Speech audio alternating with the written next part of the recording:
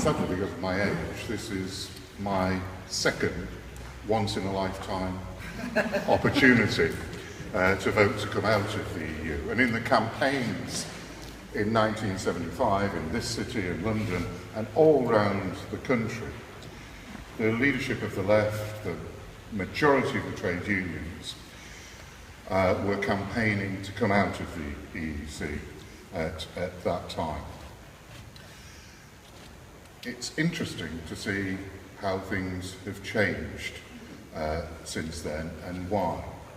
This campaign, the voice of the left has been almost kept out of the debate, and the analysis which was given in '75, I think still remains true. There's a lot of, when you go to public meetings, people say, we want to know the facts.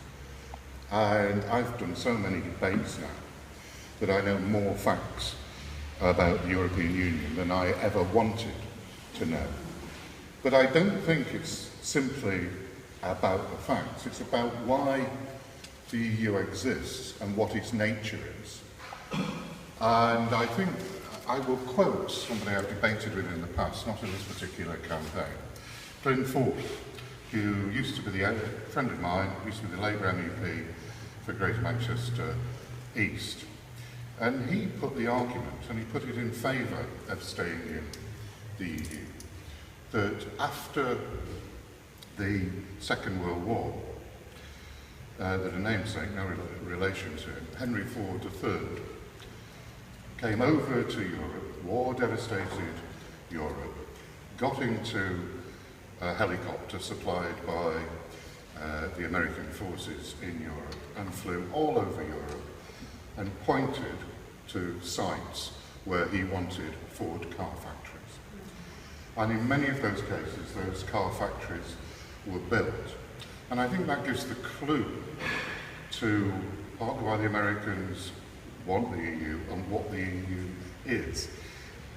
The large, not just automobile manufacturers, but the large multinational companies, mainly based but not totally based in the United States, wanted a market and a European Union that they could be comfortable with. And I will move on 70 years, if that seems a bit too historical, and tell you of an experience. I'm a member of the House of Commons Transport Select Committee that we had a few weeks ago. Paul Willis, the Chief Executive of Volkswagen UK, came along to us. Now you'll remember that Volkswagen cheated with the tests for the emissions from their cars, particularly the poisonous emissions of oxides of nitrogen. They cheated them so they got through the tests, so that many of us have been poisoned. And in some cases, there is not an accurate estimate of it, but it is undoubtedly true that thousands of people have died because Volkswagen and other companies cheated.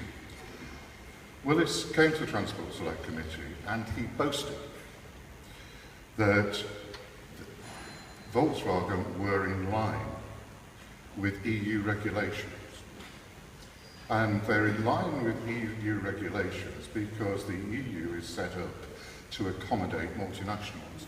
It is extraordinary that in the capitalist United States of America, Volkswagen will be taken to the cleaners in terms of fines, whereas in the EU, which is supposed to be socially aware and protecting our environment, the chief executive of Volkswagen can come along and boast and say we're complying with the regulations because we manipulated those regulations in actual fact. I'll give you another example, and come on, I don't want to talk about tea to this length, but I've been doing about a debate a day on the EU at the moment, and one meets very interesting people who've been involved in this debate for as long, if not longer than I have. In Hammersmith Town Hall, about a fortnight ago, I was on a platform with David Owen, who was the Foreign Secretary in the Callanan government in the late 70s and during the referendum in 1975, was very strongly in favour of being in the EU. He is now campaigning to come out. And he told a story, an anecdote, about during the 75 campaign, he'd had a conversation with Barbara Castle, who, along with most of the major figures from the left, Ben, Michael Foot, Jack Jones, Hugh Scanlon, were campaigning for out. And Barbara Castle had said to David Owen, if we enter the EC or stay in the EC now, eventually it will damage the NHS. Eventually they will come out and privatise the NHS. And he pooh-poohed her, carried on his campaign to be in the EU, or EEC as it was then. 41 years later, he was on a platform saying Barbara Castle's right. Look at what is in TTIP, even though a lot of the details of it are still secret. You have to sign a document, even if you're an MEP, to go and see those documents. The essential nature of TTIP is to say that if you want a directly provided health service, then that goes against the rules that private multinational companies should be allowed to compete for that work. It is unfair competition if a government decides that it will raise taxes and provide a health service directly as it sees is in the interests of the people who elect it. And that, I think, is the nature of the European Union.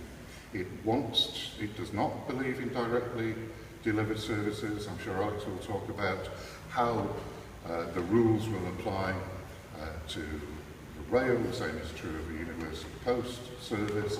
The nature of the EU is to be friendly to multinational companies and capital to the detriment of direct democracy.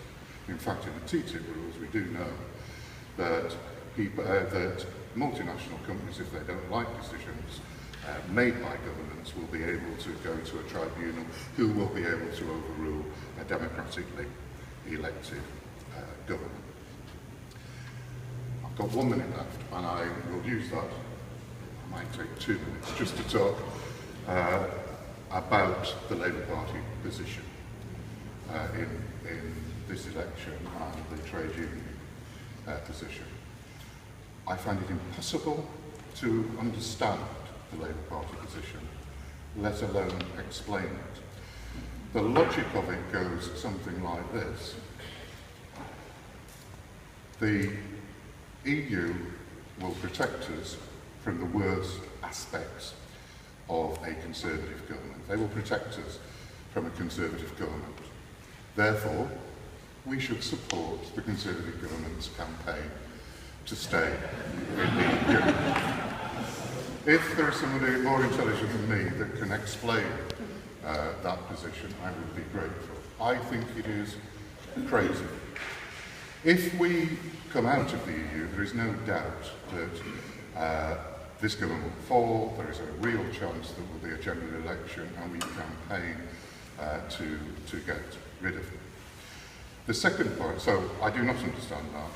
Just in tactical terms as opposed to principle terms, that doesn't make sense.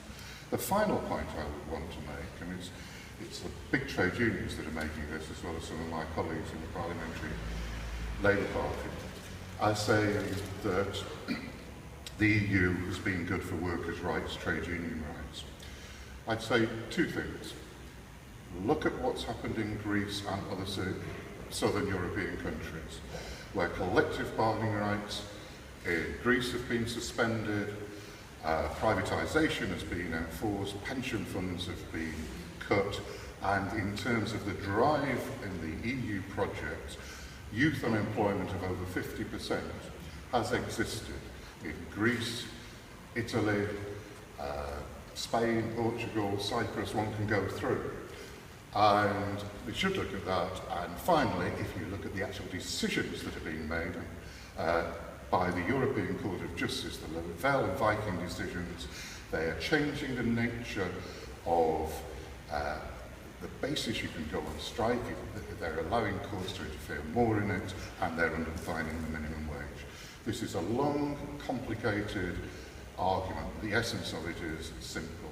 If we want to control what happens in this country and elsewhere, we are better off with democracy and being against the EU and voting to come out a week on Thursday. Thank you very much.